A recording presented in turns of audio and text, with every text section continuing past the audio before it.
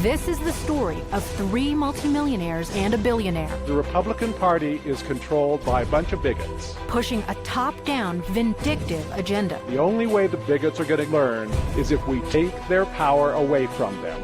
Many of these people are multi-billionaires. If they can utilize our money to basically accomplish their social agenda, that's a great thing for them. A cake shop owner in Colorado now facing jail time after he refused to bake a cake for a same-sex wedding.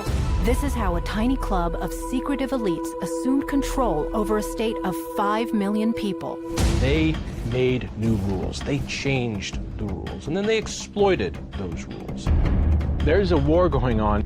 They declared open season on conservatives, Republicans, anyone who didn't agree with their radical far-left agenda. They want to tell me what doctor I can go to, what health plan I can have. That is the war on women. They have passed legislation that has been anti-gun, anti-family, anti-energy development. The Colorado state flag is still flying high here in Fort Lupton, at least for now. Being a survivor of rape, what would have been different if I had been carrying the weapon I was licensed to carry that night? That's why we have the whistles. I just want to say that actually statistics are not on your side, even if you had a gun. They are fundamentally changing our culture here in Colorado. This hill is a communion. It's a communion of people who like to smoke weed, have a good time. We need to legalize marijuana nationally. I self-medicate. I ain't got on a plan yet, but so I self-medicate. And I love myself, and I love everybody. It started with a plan to control a state legislature and helped pave the way to the White House. Well, I tell you what, we win Colorado, I'll get 4 more years. You allegedly preside over a sanctuary city. We can't do deportations. It's a story of arrogant elitism. We have some of the same, backwards thinking in the kind of rural western areas. The Educate the Idiots campaign. Really insulting stuff. No response tonight from former New York Mayor Michael Bloomberg about his controversial remarks about Colorado. And it's the story of where they're going next. Cleansing a sickness from our souls doesn't come easily. It's gruesome. I'm thinking, what the hell is going on here? Who is this person? Where'd they get the kind of money? If they can do it in Texas, Republicans are doomed. We are 5 days away from fundamentally transforming the United States of America. It all started here in Colorado.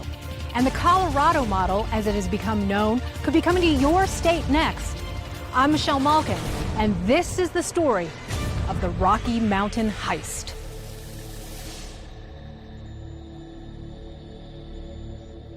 Pleasant start to our Saturday morning is going to give way to a pleasant afternoon for us around southern Colorado. Temperatures will be sitting in the 80s as you head along in eastern. And the planning forecast shows that the next couple of days are going to be awfully nice to get outside, get those errands done. We're looking at 60 degrees for our daytime high on both Tuesday and Wednesday. Thursday, we cool it down. If you're in the mountains, temperatures will be somewhat cooler. They'll be sitting in the 60s and 70s, except on top of the mountain itself where they'll be sitting in the lower to middle 40s. Nice and calm here in the night news backyard, but we expect them to intensify into the afternoon hours and eventually get so gusty that we could see some potential damage, much like we saw overnight heading into Sunday evening. Well, let's get into the forecast. To the Pacific coast, it's off to our east that we're seeing the heavier showers and thunderstorms. We're going to continue to see chances for those showers and thunderstorms. 10 minutes of non-stop news, starting with the news alert. Colorado Governor John Hickenlooper now saying state lawmakers should consider gun control measures. Just a decade ago, Colorado had 2 Republican U.S. senators, 5 out of 7 members of the House of Representatives, a governor, both houses of the state legislature, and almost every single elected official statewide. Colorado was a place where people could come and unleash their human potential. That's why builders and miners and cattlemen and software engineers and brewmasters came to Colorado to unleash their potential. That's what Colorado was. You might not recognize Colorado today.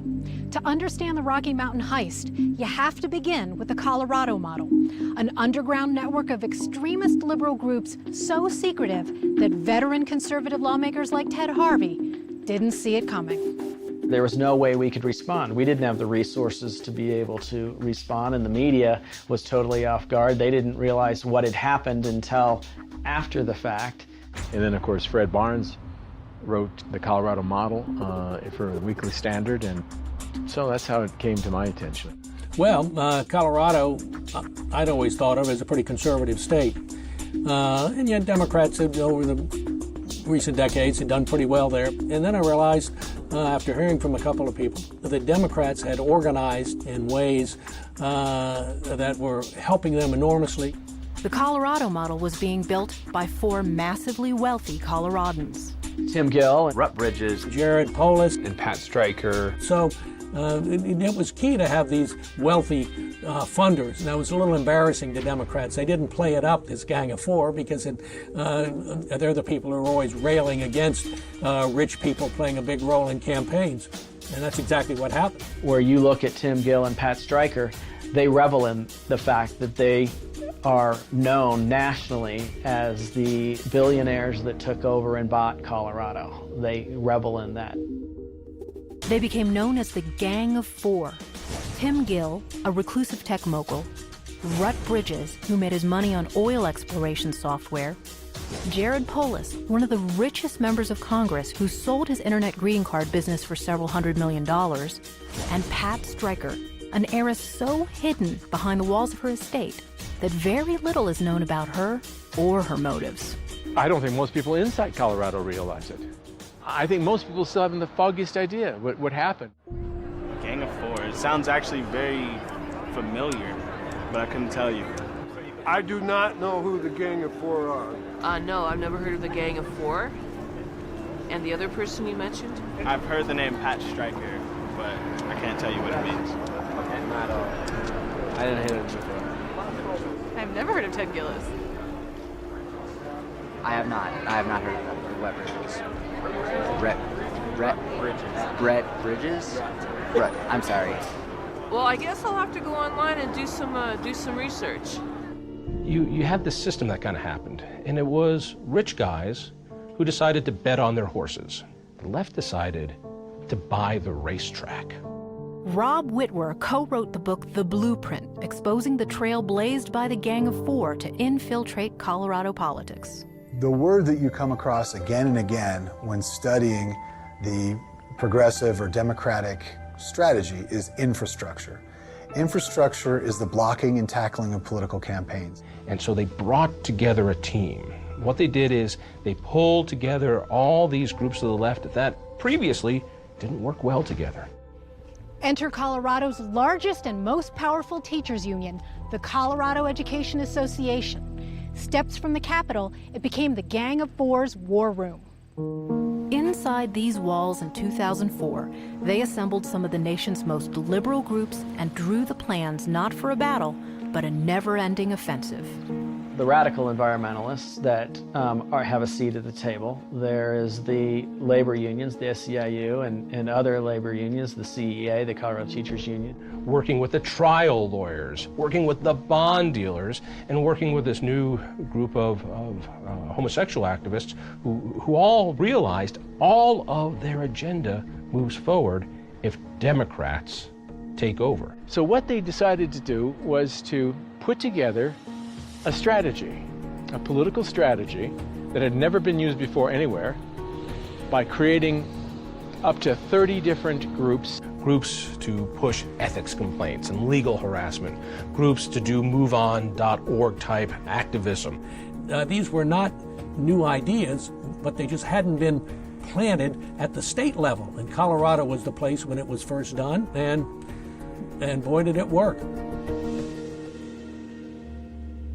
The Democrats, with good legal advice, they were able to create committees that supposedly did not coordinate with the candidates, but actually did.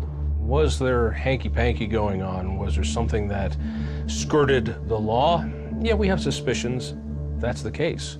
Overwhelmingly, they changed the rules, they changed the laws, and therefore they were able to exploit those changes. Very much like a political venture capital fund. They said, these are the returns that we want on our investment. The returns that we want on our investment are to win the state House of Representatives, to win the state Senate, to win the governor's race. In 2002, Democrats convinced voters to pass Amendment 27, opening the floodgates to the millions the Gang of 4 wanted to spend. This would take spending levels in Colorado campaigns to new heights. And I remember the commercials vividly.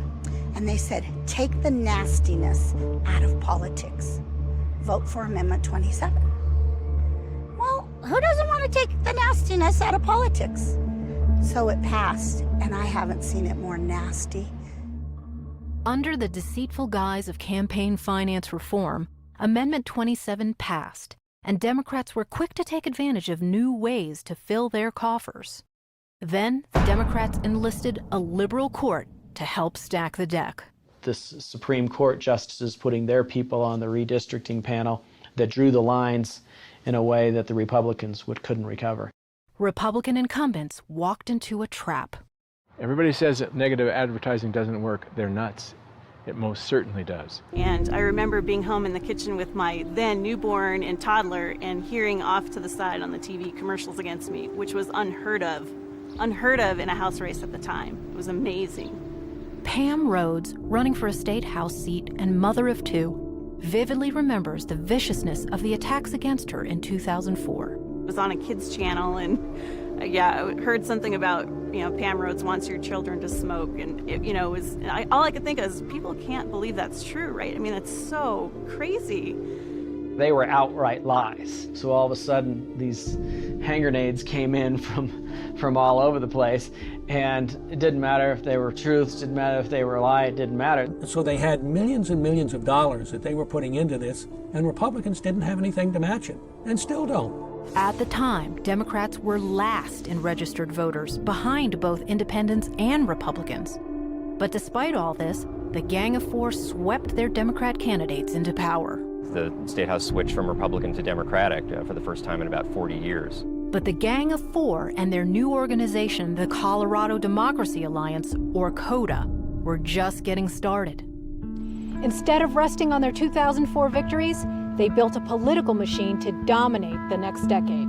Colorado Democracy Alliance. It is a very well-funded business. You see them hiring people that are full-time operatives. The result was a campaign that never quit, an assault that was doing far more than winning elections. The bigger picture is not just to win an election. It is not. It is to change the culture, to change America. Fits right in with Obama's plan of fundamental transformation. We are 5 days away from fundamentally transforming the United States of America. Kota's message was clear. If you had an R next to your name, you had a target on your back. Libby Szabo was defeated in her state Senate run in 2008.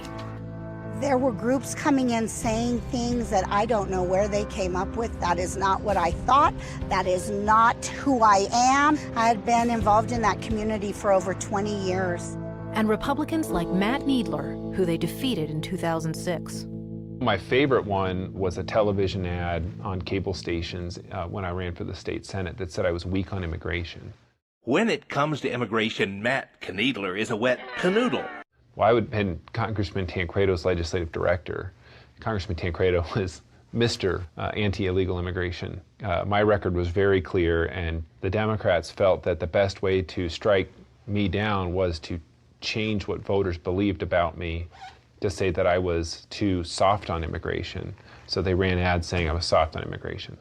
It was whatever it took to win. All of a sudden I started seeing TV commercials for a state house race, and I'm thinking, what the hell is going on here? Who is this person? Where'd they get the kind of money? The Gang of Four in Kota operated invisible to the outside world. No one knows how much was spent or whether Kota's shadow organizations even existed from one day to the next. There was an analysis done by the Denver Post looking at the 2010 race, and it was hopelessly complex. Money was no object to Gang of Four member Tim Gill, as long as he could push his social agenda. We have successfully flipped legislatures around this country from Republican control to Democratic control, and the net result is always good for gay people, always. As a candidate, I was just a 29-year-old guy with a cute dog and a beautiful wife, and I was running for office, and I wanted to improve our roads in our district, and that was it. It turns out that group had a budget of at least a couple $100,000 to just alone to target me. It was dirty, but ineffective. it worked. Some of that dirt was exposed when internal election documents were leaked straight from Kota offices. And it turned out it was an intern that the leftist think tank had working for them. And I spoke with him. He said, I keep seeing all these people coming into our offices. The Democratic leadership from the legislature, these rich guys that are coming in, the trial lawyers are coming in, they keep coming in and meeting. And afterwards I have to clean up the room. And I'm seeing these documents and I was scared to death. One document exposes apparent arrogance and even contempt Kota had toward voters. Plans for an Educate the Idiots campaign. The memo states the AFL-CIO would be tasked to educate the idiots and clearly labels one so-called idiot group minorities. The Educate the Idiots campaign. Really insulting stuff. Just below educating the idiots, plans to abuse the court system with legal maneuvering to wage distraction lawsuits against Republican candidates and organizations before the election. Ironically, the left's hypocritical champions of transparency dubbed it the leave no trace strategy. The Democrat majority wasted no time in expanding the role of government in virtually every aspect of life. It was open season on economic liberty and personal liberty, even declaring certain faucets, toilets, and shower heads illegal. Again, everything that goes on in my house, they want to regulate what sort of toilets are in my bathrooms and what kind of light bulbs are in my lamps. Raise women's taxes more. They want to tell me what doctor I can go to, what health plan I can have. That is the war on women, somebody controlling everything we do. Whatever Kota wants is what happens. State Senator Greg Brophy has seen regulations creep into nearly every aspect of Colorado life. You know, telling kids what they can and can't eat at school, all of the renewable energy mandates, significantly empowering the trial lawyers. The Democrat takeover predictably spread into green energy mandates, leading to higher prices for Coloradans. The legislature recently has passed bills that have raised utility rates in rural areas, and that was done just to really satisfy the environmentalists in this coalition. It's nothing new. Coloradans are rejecting these policies, but to the Gang of Four's political operation, the politicians who support them are expendable and instantly replaceable. Such was the case with Colorado Democrat Governor Bill Ritter. So they put in place renewable energy mandates. They put in place restrictions on oil and gas industry. Nothing went through the legislature, nothing got through the governor's office that didn't have the stamp of approval from the radical environmental movement. It was so extreme that he couldn't run again. For all of Ritter's unpopular, damaging, and costly policies, he was richly rewarded. Ritter went on to earn a $300,000 a year salary paid for by Pat Stryker up at CSU. Ritter was installed at the Center for the New Energy Economy, working with politicians and bureaucrats to create job-killing environmental policies. They are changing Colorado, certainly in my opinion, for the worse. I really don't see what the point of raising utility rates to the point where companies don't want to move into Colorado and we can't create jobs in Colorado. Governor Hickenlooper signed a bill he himself admitted was flawed. Now utilities are forced by the government to use renewable energy to power 20% of their output. To pay for it, they were allowed to raise rates on those who could least afford it. The 2013 legislative session was the most partisan, most brutal, most activist, and most elitist I have ever seen. There was estimates that the cost of energy because of 252 on rural Colorado will be a 50% increase. Mom and pop farmers can't continue to farm if their energy costs are going to be going up by 50%. It's definitely an attack on liberty. We went from having the cheapest energy rates in the Rocky Mountain West to having the second highest, only behind California. Now we have one of the highest renewable energy mandates in the country. This is amazing that it happened here. Colorado was beginning to experience on the state level the same corrupt patterns of government cronyism occurring in the Obama administration with Solyndra and others. Billionaire Pat Stryker backed a company which received $400 million of taxpayer money.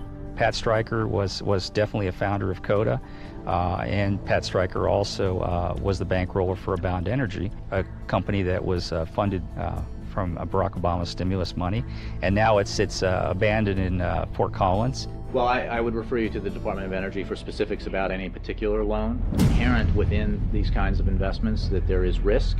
The government has decided that it's going to pick winners and losers in the energy area.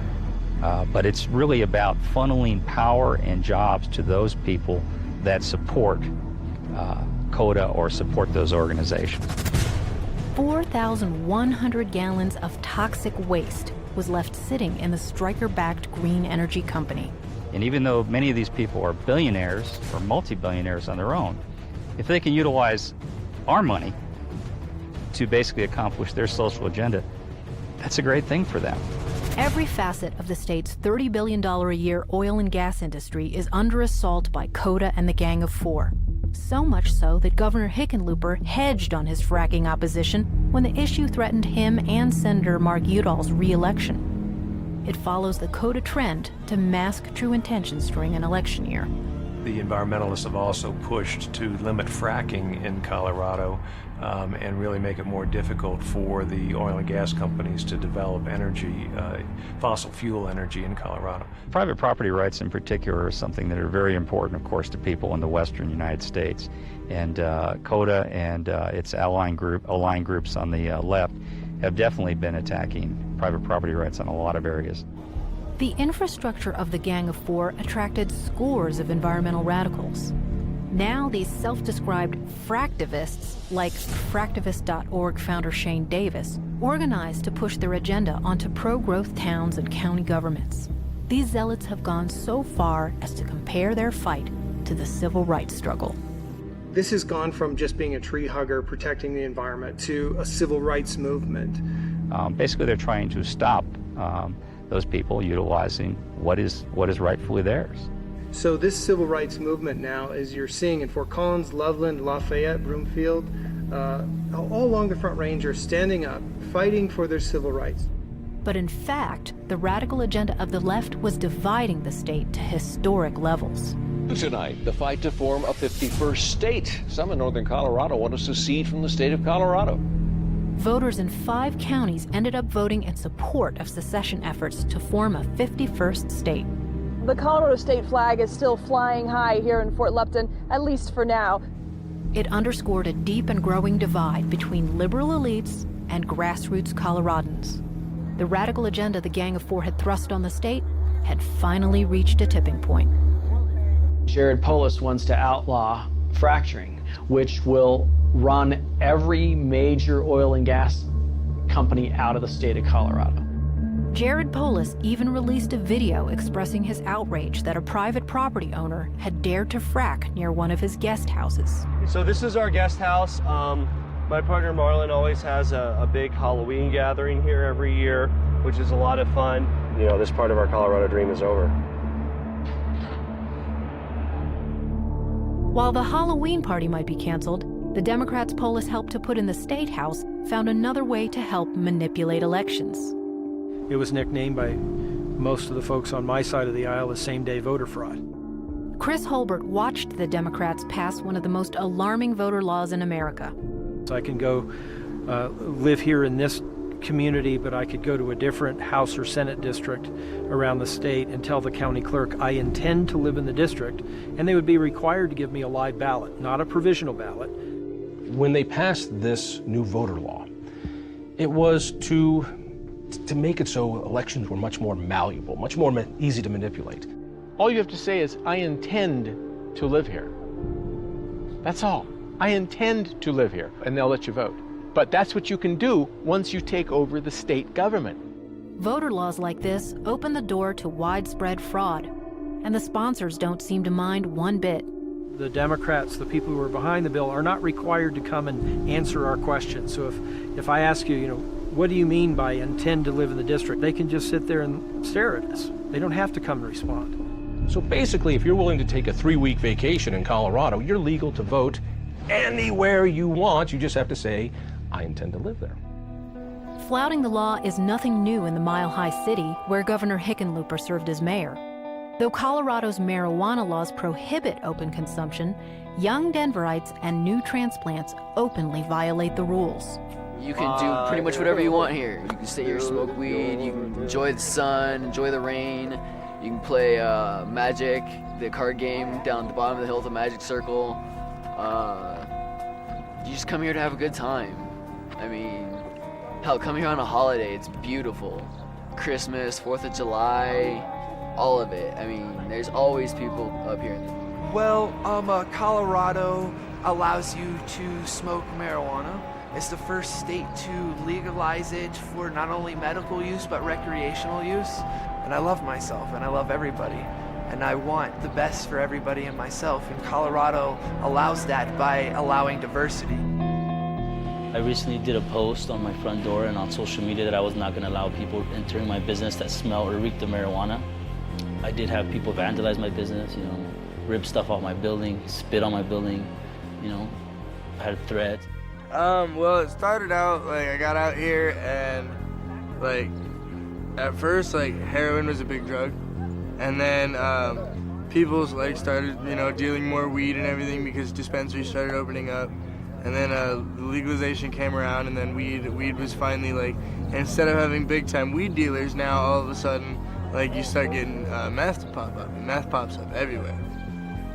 Gang of Four member Jared Polis welcomes the young and aimless to Colorado with open arms, where they're gathering in pot enclaves like this park in Denver, known as Stoner Hill. It's going great. Come out and visit, please. We want your tourism money. Come show solidarity, even if you don't buy or smoke marijuana.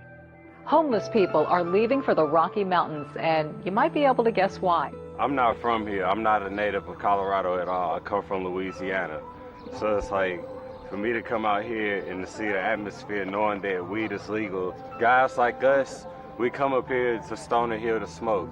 We come up here to chill, mingle, whatever. Whatever your views on marijuana legalization, and for the record, I support medical marijuana, the broader political and social engineering motives of radical Jared Polis and his Gang of Four colleagues are certainly cause for concern. Polis supports federal legislation to turn every state into Colorado. He wants to impose Stoner Hill on the rest of the country, a sanctuary for Democrat voting dependents, whether you want it or not. And Polis has the Obama administration and its selective enforcers at the Justice Department on his side to push the boundaries to the extreme. You want to head Denver has become a sanctuary for chaos in more ways than one. Mr. Hickenlooper, the biggest criticism of you so far has probably been that you allegedly preside over a sanctuary city. We can't deport. We don't have the power, the statutory power to do deportations. Instead of touring the chaos of America's crumbling borders in the summer of 2014, President Obama and Governor Hickenlooper decided to play pool at a bar. The optics spoke volumes.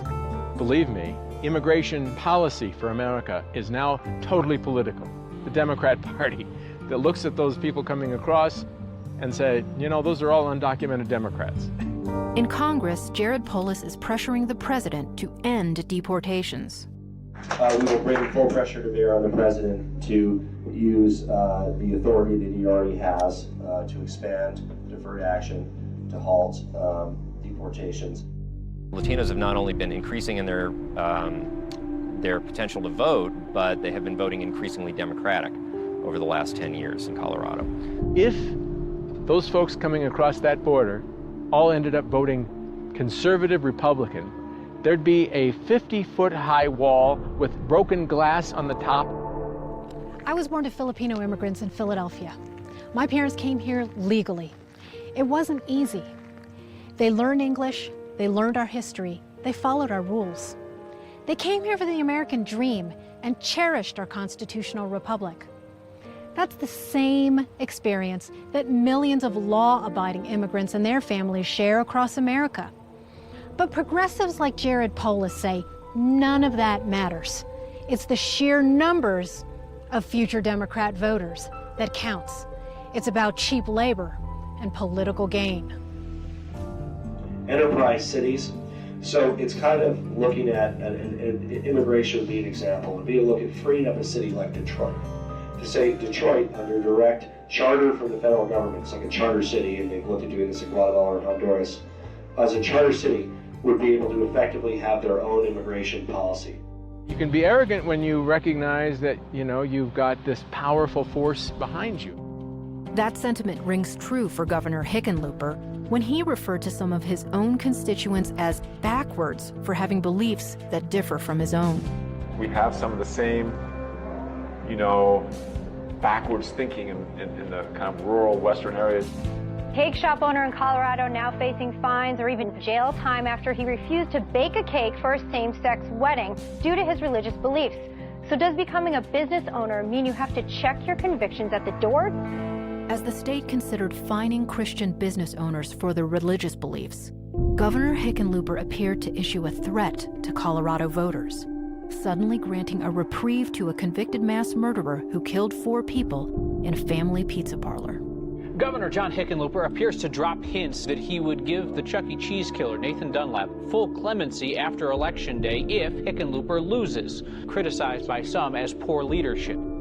Even though 2/3 of Coloradans support the death penalty, it didn't matter. Kota and the Colorado Democrats had enjoyed alarming success and encountered few roadblocks.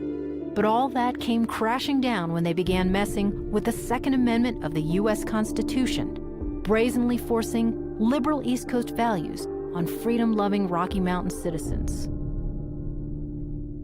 In 2013, we had 2 gun control bills pushed by billionaire Michael Bloomberg from New York City come to Colorado.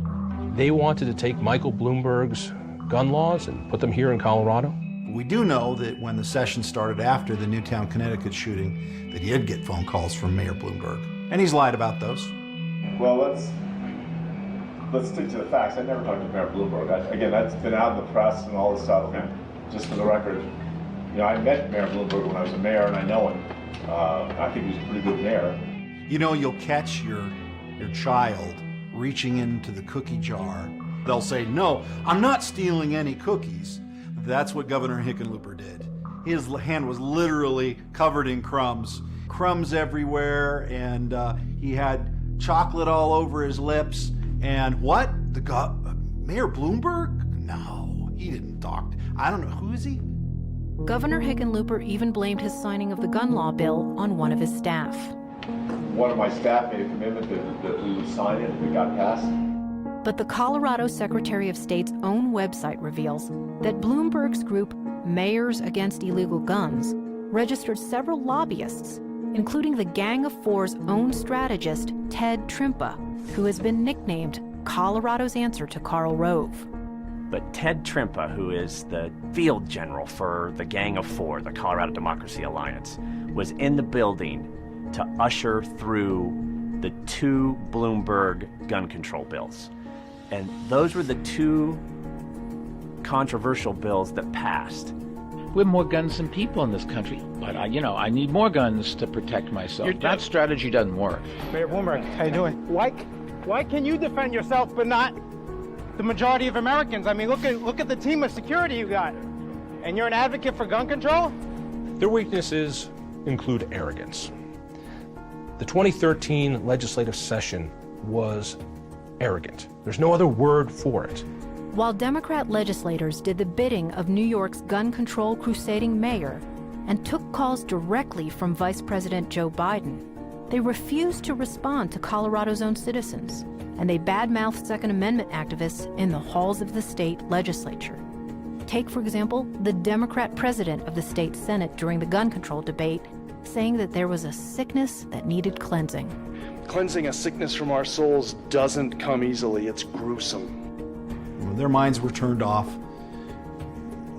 They weren't interested in logic. They were interested in paying back Michael Bloomberg and giving him and Tim Gill and Pat Stryker and the leftists who got them in office. One Democrat senator callously dismissed a rape victim who came to the State House to to testify against gun control measures that disempower women. What would have been different if I had been carrying the weapon I was licensed to carry that night? She was raped on a campus, on a college campus. And she said if I would have been able to have something to protect me, I think I wouldn't have been raped. And the committee chairman told her, no, you probably would have still been raped. I just want to say that actually statistics are not on your side, even if you had had a gun. All 62 elected sheriffs, all elected sheriffs came out against them, but they weren't heard. They weren't listened to. The governor wouldn't return the phone call. They weren't even allowed to testify in any great way when the bills were shoved through all on the same day. It was arrogance. Colorado's sheriffs desperately tried to meet with Governor Hickenlooper to voice their strong opposition to his gun bill. I didn't find out that the sheriffs were trying to talk to me until a week afterwards. When they asked why he did not meet with them and signed the bill anyway, Hickenlooper tried turning it into a joke. How many apologies do you want?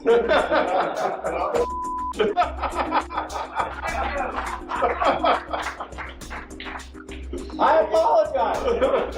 Another representative said in a floor debate that women should be able to protect themselves with a whistle and a pen, so we can blow our whistle. That's why we have call boxes. That's why we have safe zones. That's why we have the whistles. Pretty sure nobody's going to pay attention to a whistle. There's a rather well-known scene now of Senate President Morris on the Rachel Maddow show, admitting that he had told his caucus, the Senate Democrats, to effectively ignore the constituent concerns and move forward on that slate of gun control legislation.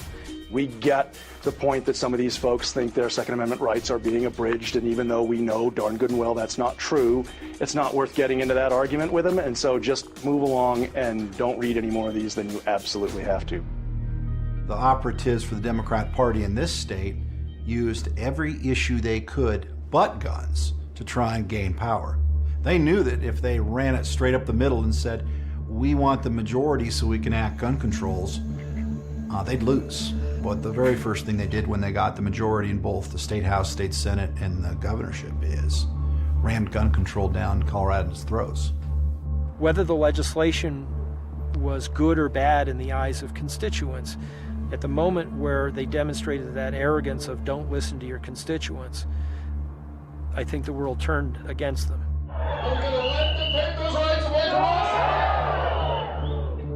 The gun control legislation that was passed in Colorado was not reflective of what the constituents in certain of those districts wanted to see. What they didn't realize is we have the recall in Colorado. Finally, living under the machine the Gang of Four created had reached a tipping point. Coloradans reclaimed control from the shadowy elites and launched a grassroots effort to take their state back. The pro-recall forces were outspent 11-1, and we won and recalled 2 state senators. The public rose up and said absolutely not, and recalled the president of the Senate, the Democrat leader of the Senate. And the Gang of Four said, thank you very much for your service. Thank you for getting accomplished this agenda item for us, but you're expendable and we don't need you anymore. Thanks to the 2010 Supreme Court decision in Citizens United versus FEC, Coloradans could finally fight back. Citizens United restored First Amendment protections to political speech, ensuring the rights of citizens and grassroots activists to join together and speak with one voice. The playing field is finally level. Activism and money from the grassroots, along with the will of the people, won. The Gang of Four and the governor's good friends Bloomberg and Biden were shown the door. No response tonight from former New York Mayor Michael Bloomberg about his controversial remarks about Colorado. Here's what he said, quote, the NRA went after 2 or 3 state senators in a part of Colorado where I don't think there's roads. It's as far rural as you can get. Well, the mayor may not realize the recalls happened in Colorado Springs and in Pueblo. The Springs is the 2nd largest city in the state, while Pueblo is the 7th. And we have plenty of paved roads. What it's going to take is for us to worry about principle and not personality. to be less enamored with a politician and more enamored with liberty and how we get there. Given the success of the uprising against gun control under Citizens United Freedoms, it is not surprising Senator Udall proposes to reverse free speech across the country. His amendment would allow the government to regulate speech, creating a system just as broken as the so-called Colorado reforms. The most radical proposal that has been considered by the United States Senate in the time I have served. If this proposal were to pass, its effects would be breathtaking. What happened in Colorado is now taking shape in other states. Many operatives are being sent to places like Texas and Virginia to turn red states blue and take the Colorado model across state lines.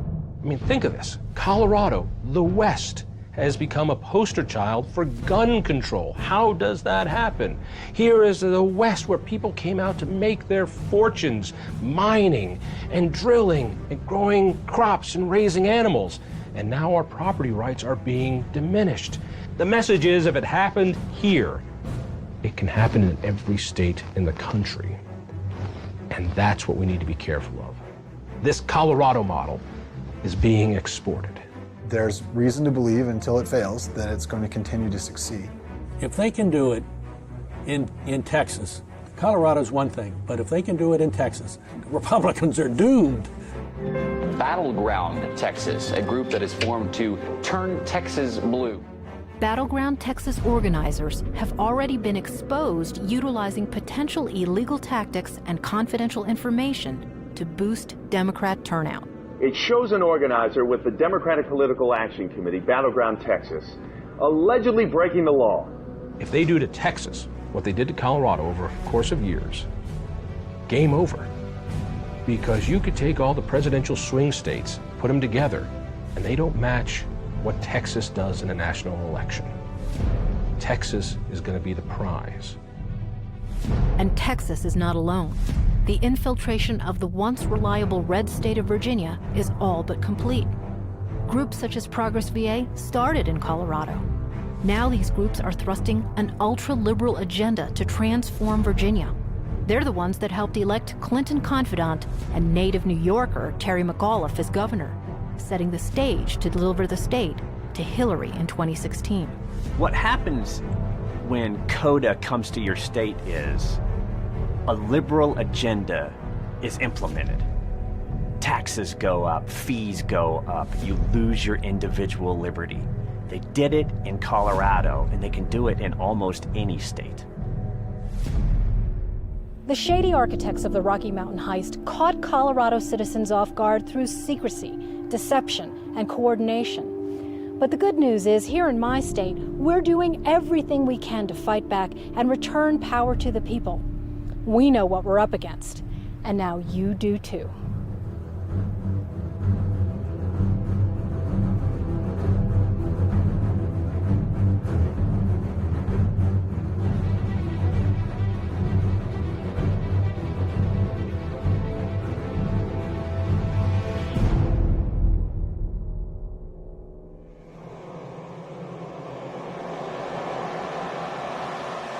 Are you filming? Oh yeah. Yep. All right. We're rolling. I come to Colorado to smoke weed. Pot is legal, and it's awesome. I walked across America earlier this year to get to Colorado. This is actually my favorite state, besides like Connecticut. Land of the free, and you know what? We are the freest. We have to pass on our knowledge to our kids. Did you know the Declaration of Independence was signed on hemp paper? Knowledge is key, but time is key also. So what do you guys think of the idea of a party that lasts forever? I don't have any worries. I'm going to get fed, I'm going to get clothes. But you know, you're welcome. It makes you feel good to give me something. So when you feel good, you're happy, and happiness brings love. Even if this city wasn't here, we would still come by the water and to the mountain to sing, you know, and to praise the... A simple feather, just so other people realize that you're the one talking. Currently going around asking questions, asking people like what their ideal party is, and I'm going to mesh that into one giant experience.